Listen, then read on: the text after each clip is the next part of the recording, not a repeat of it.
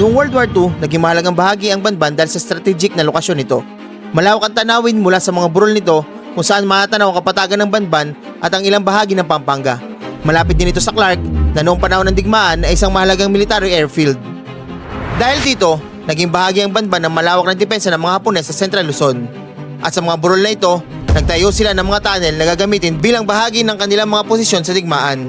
Itong mga Japanese cave, mga pinagtaguan po ng mga Hapon during World War II. Kung hindi po ako nagkakamali, year 1940s. Sir, ito bang mga tunnel na ginawa ng mga Hapon ay tagusan nung panahon na yun?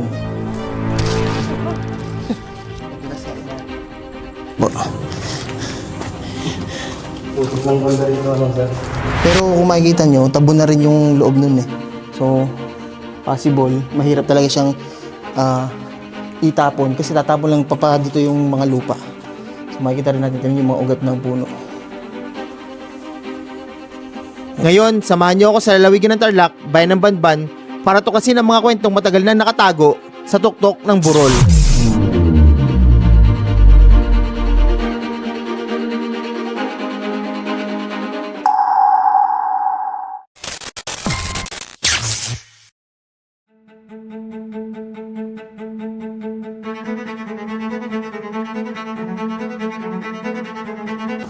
Good morning mga ka-BTS! Sa naman panibagong araw at panibagong istorya ang ating tutuklasin.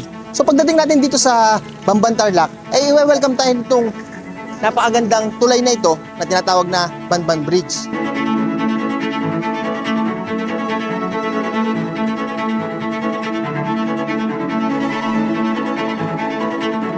Ang disenyo ng tulay na ito ay tinatawag na Basket Handle Nissen Lose Design. Ito ay isang napaka-iconic na bridge hindi lang sa Banban, kundi sa buong Pilipinas.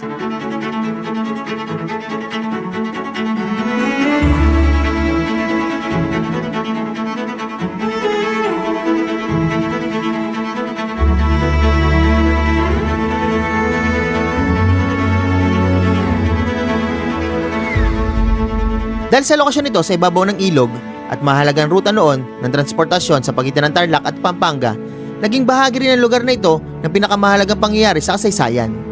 Noong ikalawang digmaang pandaigdig, naging bahagi ang Banban Bridge at ang mga nakapaligid na lugar ng labanan noong December 31, 1941 hanggang January 1, 1942 nang ipagtanggol ng Pwersang Pilipino ang Banban Defense Line laban sa pagsulong ng mga Hapones.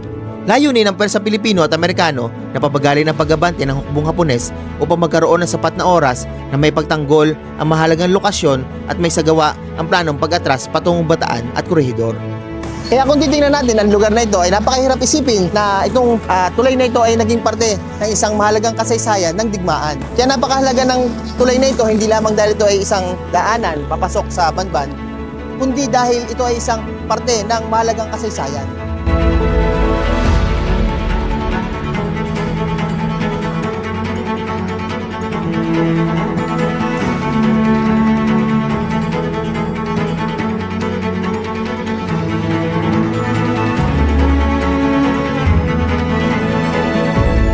At muli tayong magpapatuloy, dating sisilipin ang mga kwento at alaala na iniwan ng digmaan.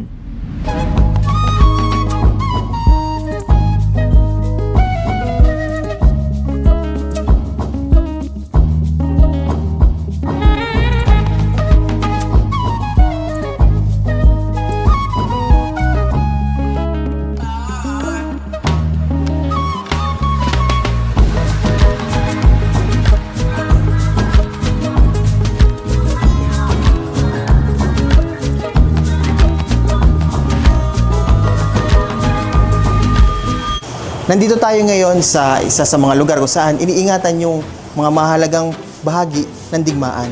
So nandito tayo sa Banban Museum kung saan isang pribadong museum na pagmamay-ari ng historian or local historian na si Sir Ronnie De La Cruz.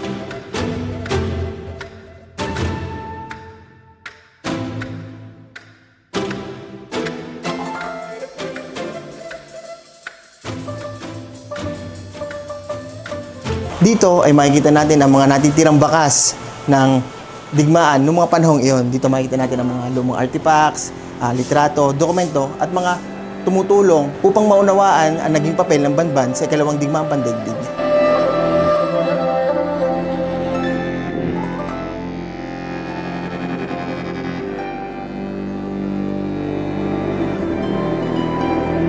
Alam nyo ba na hindi lamang Pilipino at Amerikanong sundalo nakipaglaban noon? Kasama rin nila ang mga katutubong Aita para supuin ang pwersa ng mga Hapones. So makikita natin sa mga larawan na ito na nandito pa yung mga litrato ng mga katutubong Aita na tinawag na Squadron 30. Ang Squadron 30 ay isang unit ng mga katutubong Aita na lumaban bilang bahagi ng mga guerrilla resistance laban sa mga Hapones noong World War II. Dahil sila ay master of their ancestral land, kabisado nila ang mga bundok, gubat, daan at mga lugar na mahirap marating. Naging mahalaga rin ang kanilang kaalaman sa kabundukan sa pagtukoy ng mga lugar na kinaroroonan ng persang Hapones. So makikita nga natin dito yung mga litrato ng mga katutubo. Ito isa si Pedro Margarito at ito yung mga alaala ng sandata na kanilang ginamit. So makikita rin natin dito yung mga kinolekta ni Sir Ronnie sa lugar kung saan naganap ang mga digmaan. Meron dito mga lumang bala, may mga lumang makina at meron din dito mga parte ng eroplano. So makikita rin natin dito yung mga ginamit na helmet nung panahon ng digmaan. So halo na daw ito may Hapon at may mga Amerikano. Ang ilan sa kwento ng digmaan ay hindi lamang matatagpuan sa loob ng museo. May bahagi ng kasaysayan ng digmaan na nananatili pa rin sa mismong kabundukan ng Bamban.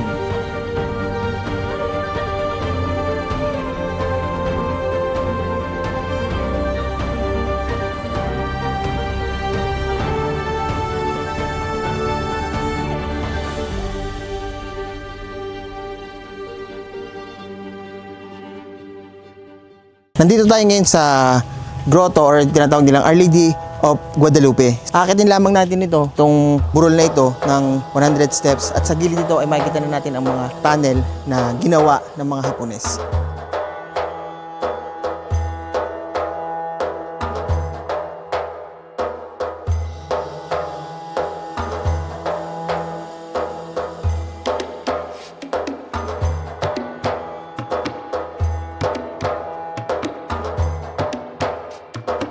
Mula dito sa taas na bahagi ng Banban Hills ay matatanaw natin ang malawak na kapatagan ng Banban at ilang bahagi ng Pampanga. Mahalaga ang bahagi na ito dahil ito ay nasa isang strategic na bahagi ng Central Luzon kung saan malapit sa malawak na kapatagan, mga pangunahing daan at direksyon sa Clark Field na noong World War II ay isang mahalagang military airfield sa riyon. At dahil dito, ang mga bundok at mataas na lugar ng Banban ay naging bahagi ng malawak na depensa ng mga Hapones sa paligid ng Clark at Central Luzon.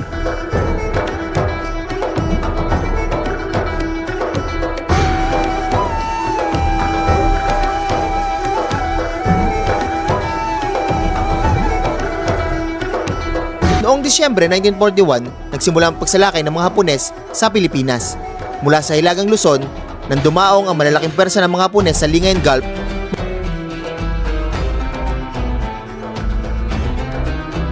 mabilis silang sumulong patimog.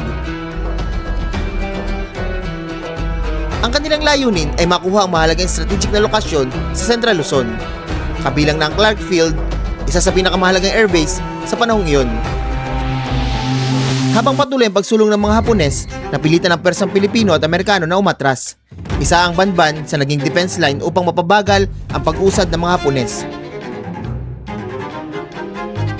Ngunit tuluyan din itong isinuko bago umatras patungong Bataan.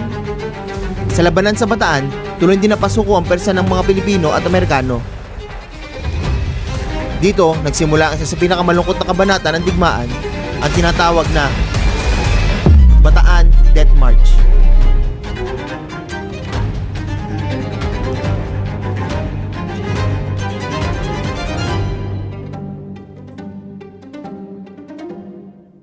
Sa pagbabalik ni General Douglas MacArthur noong 1944, kasama ang mas malaking pwersa ng Allied Forces, sinimulan nilang bawiin ang mga lugar na nasakop ng mga Hapones. Habang sumusulong ang persang Pilipino at Amerikano patungong Central Luzon, kinailangan nilang harapin ang mga Japanese defensive position at isa na nga ang mga tunnel ng Hapon na matatagpuan sa bayan ng Bamban.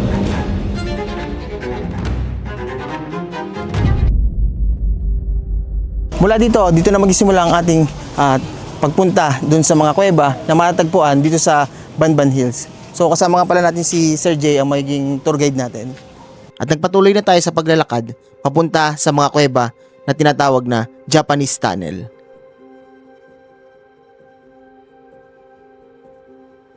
Itong mga Japanese cave, mga pinagtaguan po ng mga Hapon during World War II. Kung hindi po ako nagkakamali, year 1940s. At ayun, kung makikita nyo, meron pong mga nakalagay na imahen. Ito po ay mga nilagay na ng mga deboto, yung mga nagpipilgrimage po sa aming lugar. Nandito na tayo sa loob ng isa sa mga kuweba na naging shelter or pinagtaguan ng mga Hapon. So dito makikita natin yung mga bakas kung paano nila ito binuo, paano nila ito hinukay. Tingnan yung mga tama dito, mga original pa ito ng pagkakagawa nitong kuweba.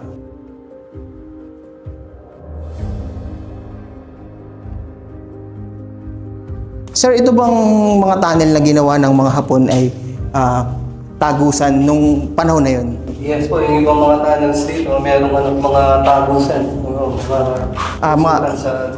Mga interconnected itong mga tunnel na ito? Hindi sir, yung ibang tunnel, meron silang pagpasok mo dito, may lalabadsan ka sa kabila. Sa kabila, balik kabila ng bundok, ganun. Hindi siya sir, parang mga ginamit nila, parang sa mga taktika nila pag may mga kalaban. Lusot. Underground, ganun. Hindi lang basta kabilang bundok, hindi lang ganun. Hindi sir, parang iikot ka na pag ganyan. Maliit ang butas pero maluwang sa loob. So ito ay may may harang na yung pinakadulo. Ito, yung mga nag-pilgrimage dito sa lugar, nilagay na ito ng mga deboto. Nilagyan na ng mga deboto. So ito na yung endpoint niya, Oo sir. So makikita na natin, nandito na tayo sa dulo nitong bahagi ng kuweba. So nilagyan na lang ito ng grotto para maging isang pilgrimage site dito sa Banban. Dahil nga nandun tayo sa Our Lady of Lourdes, doon sa pinakaibabaw. Sir, mga ilang bang kuwebang nagawa ng mga Hapon sa mga tansyahan? Actually sir, dito sa paikot sa bundok, so ang estimate nila more than hundreds of tunnels. Meron pang mga hindi pa na-discover din, pero napakarami nilang ginawa din dito. Pero yun, ang pinaka napapasukan is yung etong unang dalawa. Yung isa pa, meron pa bang isa? Kaya pa ba? Yung tinatawag namin na pangatlong tunnel dito, yun, may lusutan. Kaya pa kayong pasukin yun, sir? Medyo mahirap na siyang pasukin sir kasi yung butas niya sa bungat, maliit na lang. So talagang gagapang ka na pagpapasok? Pagapang. Susubukan naman natin silipin yung pangalawang tunnel na makikita rin dito sa Banban. Kung makikita nyo, halos abot na sa ating ulo kung tayo ay matangkad itong tunnel. So ginawa ito para depensahan or para sa depensa ng mga Hapones. Halos saktuhan lang yung kanilang mga height. Sir, hindi ba binabaha ito, sir? Pag malakas po ako lang, binabahan ako. Pero yan, nakikita nyo nga, wala naman siya. Walang tubig, po. So nanggagaling dito sa Mga tumutulo. mga puno. So may ipis pa, So galing sa mga tubig na nanggagaling sa puno na tumutulo sa loob nitong kuweba, po. So buti, kahit umuulan ngayon ay hindi natin na-experience yung basa or yung baha dito sa loob ng kuweba. Yung sa kabilang tunnel nun sir, may medyo mabuti yung dadaan natin. Okay. Pero mas maluwang yan kaysa yung sa tunnel.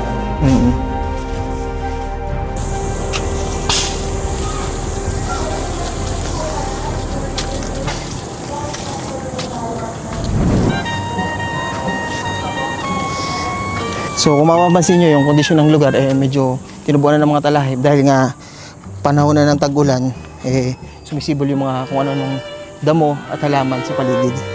So sa bahaging ito ay kita na natin yung kapatagan dito sa baba nitong Banban Hills. So dito mag-ingat tayo dahil konting pagkakamali pwede tayo mahulog dito sa bangin.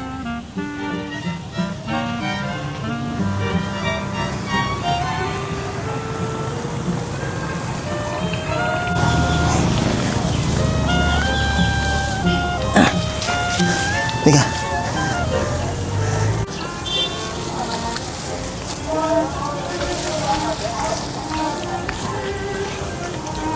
Hindi naging madali ang pagpunta natin sa susunod na tunnel o kuweba dahil sa naging kondisyon ng lupa. Ito'y maputik at madulas.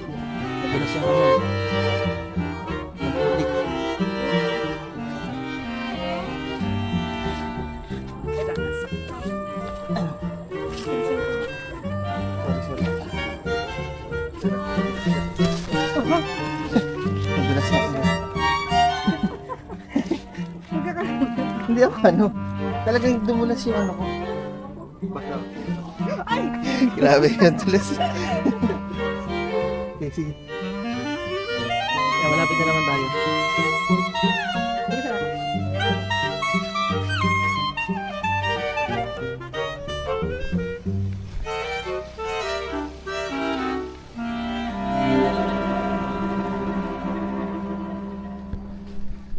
So itong susunod na kuweba natin papasukin medyo maliit lang yung bungad. Pero sabi ng ating tour guide sa loob daw mas malawak ito. So tara ating explore.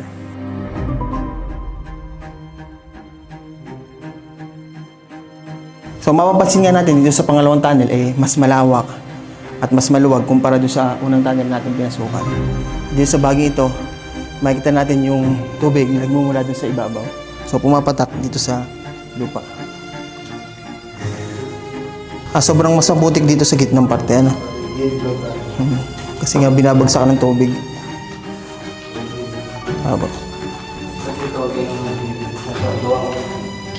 Parang ano, paikot ba to sir? Parang letter C, ganun? Ganun din kayo kanina. So, ang taas nga ng ceiling nito kumpara dun sa kanina. So, yung mga pinag-tiguan nila, dito mas kita dito. So, yung mga ginamit nila ditong materyales, piko, sir, piko. Piniko nila to. Mano-mano siya ng pag-ano nito.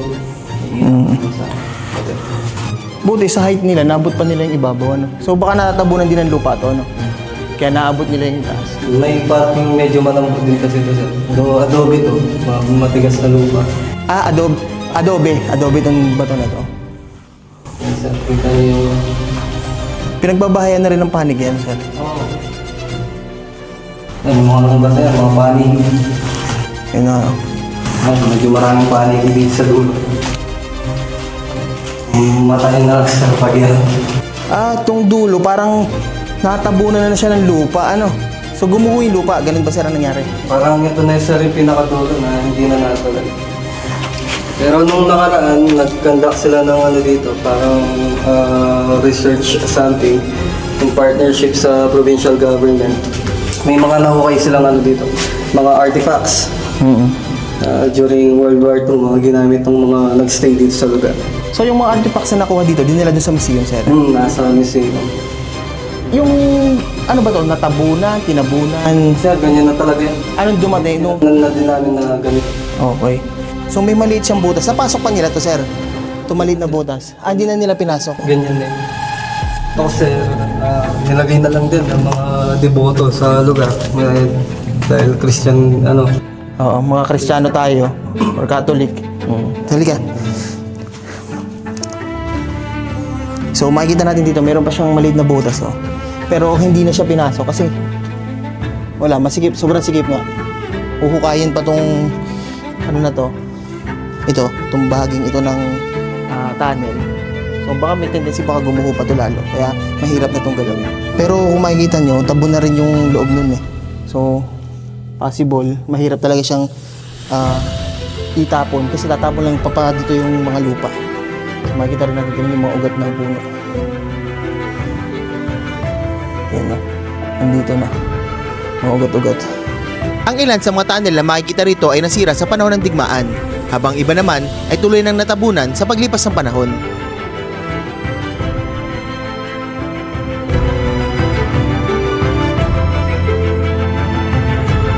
Ayun, base din po dun sa mga kwento ng mga nakakatanda at dun sa mga nabasa ko din na journals before, hindi totally Filipino yung mga naging o nagtrabaho dito sa loob. Kasi during World War II, yung mga Hapon po daw may mga kasamang Korean slaves.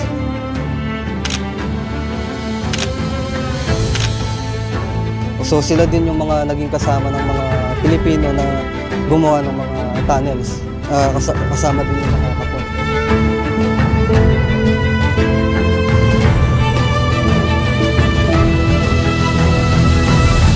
Isang malaking bahagi ng kasaysayan ang Bamban. Ang mga alaalang iniwan ng digmaan mga tunnel na minsan nagsilbing kanlungan at depensa ng mga sundalong Hapones at mga bakas ng labanan na hanggang ngayon ay nananatili sa mga bundok na ito. Ngunit marahil, marami sa mga kwento na ito ay hindi pa natin lubos na natutuklasan. Dahil sa Bamban, ang digmaan ay hindi lamang mababasa sa aklat o makikita sa mga larawan. Minsan, kailangan mo itong hanapin sa ilalim ng lupa.